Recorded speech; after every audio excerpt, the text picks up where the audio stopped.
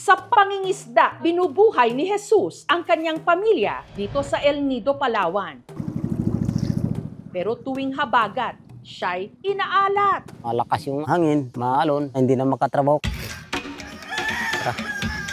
Kaya sa halip na pumalaot sa mga bakawan siya, nagbabaka sakaling may mahuli.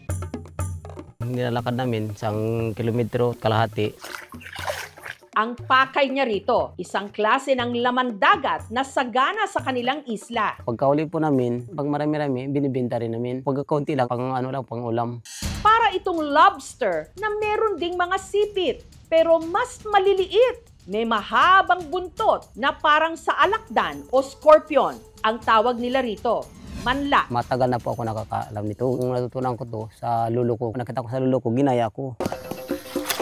Para mahuli ang manla, sina Jesus may patibong. Ito pong sarading. Ito pong ginagamit namin para manghuli ng manla. Isa-isang sarading lang po, isa lang po talaga ang makakapasok dito. Si Franklin, magtatatlong dekada nang gumagawa nito. Nag-edad pa lang ako ng 16 anyos, 44 na ako ngayon. Kunyari, yan ang manla, papasok. Ngayon bubunggoy niya yung pinakalak. Yan. Ganyan ang mangyayari. Sasarado na siya.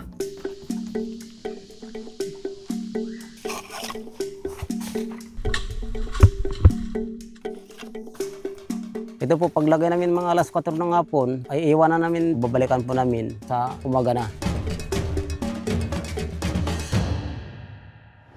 Pero sa puntirya nilang manla, meron daw silang karibal. Balik-balik ako dito nagasitar, kaya lang naagawan din talaga. Matching, nagakain din po sila ng manla. Kinukuha rin po nila sa sarading. Kinabukasan, sinuyod ulit ni na Jesus ang bakawan. So ngayon papandawin para malaman kung may kuha, kung wala. Malaman mo na may huli, ito nagigkas na to. Pag napasok nila ito magasara. Pagka may laman na to, tinalaglag po namin. Hanggang sa meron silang nabitag.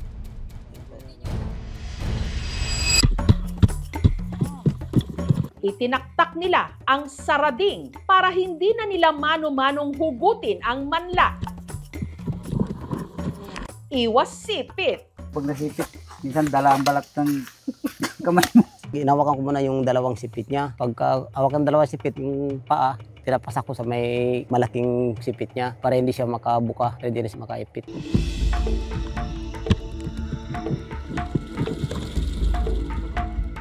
Kanilang mga nahuli, isa-isa nilang tinalian. Pagpasok po dito, ipitan po natin ng ganyan. Yan, para hindi sila makatanggal po sa tali.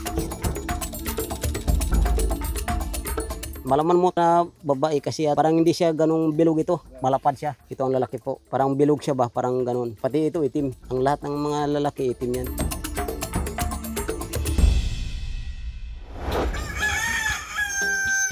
Pag ilala ko na, nag-alit-alit kami ng ba't isa, bali 6, lahat sila. Tag 100 ng 6 na piraso. Nakabos din po, maraming magbili. Ang toka sa paglalako, ang misis ni Jesus na si Bebelonia. Bili ka ng manla, 100 ang isang saga. Matataba to, malalaki rin. Oh, ang kagat niya matataba. Palagi po ako bumibili po sa kanya, tsaka paborito ko po kasi yung manla.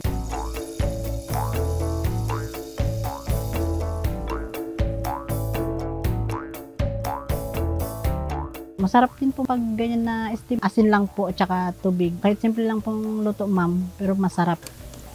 Putulin po natin yung dulo ng buntot po para malaman po. Ito po siya. Luto na po yan siya kasi matigas na po yung taba niya po.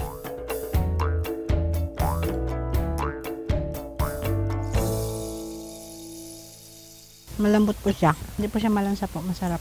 Samantala, ang itinabi namang manla ni na Jesus at Bebelonia ang siya nilang inulam. Sa pagluluto ng manla, kailangan daw ng mahabang pasensya. Isa-isa kasi nila itong kinuskos gamit ang iskoba para matanggal ang putik. Kasi kung hindi ito babrasan, maano yung kanya sabaw, putik. Ang pantanggal lansa naman nila sa manla, kalamansi. Ilagay na natin doon sa sinabawan natin. Ihalo natin yung katas ng kalamansi, konting bitsin lang na pang palasa lang siya. Ihalo-halo natin siya. Magkuhan sa laman ng manla, yung asim. Okay na po, ikman na lang natin kung anong lasa niya.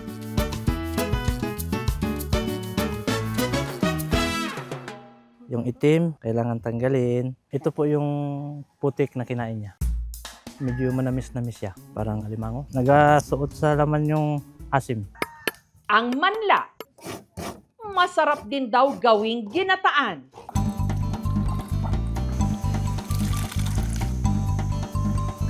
Bubuhusan natin ng gata, yung manla, buhay pa siya, pakuluan, sabay na yung gata para manuot sa laman niya yung gata ng nyug, asin, kunting bitsin. Isasabay na kaagad natin yung tanglad para mabango siya. Magagalaw ka, maliban lang kung mabigat yung takip ng kasirola, nagababa yan sila, nagatakas pag makaramdam ng init. Okay na siya, luto na.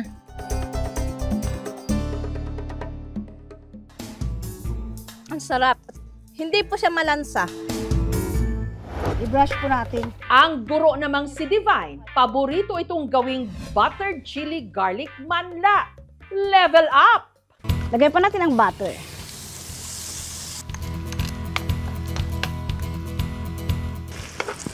Lagay po natin ang pineapple juice.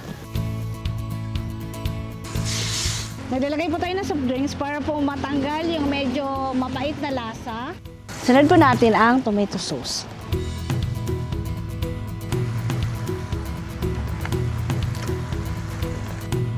Nakilala ko lang po siya nung nakapag-asawa po ako ng taga Barangay Manlag. Nagdala po siya sa bahay. Nag-explore po kami. Nagluto po kami. Alat-alat, pinaghalong asim at anghang at may tamis na kaunti.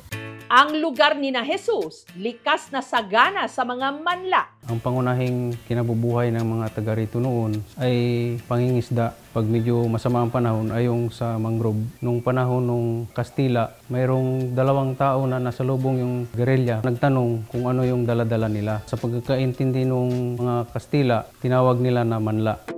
Kaya ang kanilang barangay sa mga lamang dagat na ito ipinangalan, Barangay Manlag. Nailunsad na rin yung Manla Festival, pero ang plano dito ay palawigin yung environmental education sa mga tao na ito ay nagbigay sa inyo ng kabuhayan sa pamagitan ng turismo, pero kailangan natin protektahan ang tahanan, which is yung mangrove. Kalaking role ng manla sa environment at sa ecosystem. Sila ay nagsacycle ng mga nutrients as well as nag-i-aerate ng soy. Kapag nagbubuta sila, nilalabas nila yung poor quality ng mga soy to aerate sa labas. Kaya ganun na lang daw kung pahalagahan ng mga residente ang biyayang ito. Yung nagapang sarading taga dito lang, walang iba nakakapasok dito. Kasi pag maubos, wala na rin papalit kasi ubos na. Ano lang ito, pagabagat. Kasi mahalaga po rin sa amin yung manlap. Sa ibang probinsya, kinatatakutan ang mukhang alakdan na lamang dagat na ito. Pero biyaya ito dito sa El Nido, Palawan. At sa lasa ng manla, sa sarap, tsak, manlalaki ang inyong mga mata. Thank you for watching, mga kapuso. Kung nagustuhan niyo po ang videong ito, subscribe na sa GMA Public Affairs YouTube channel. And don't forget to hit the bell button for our latest updates.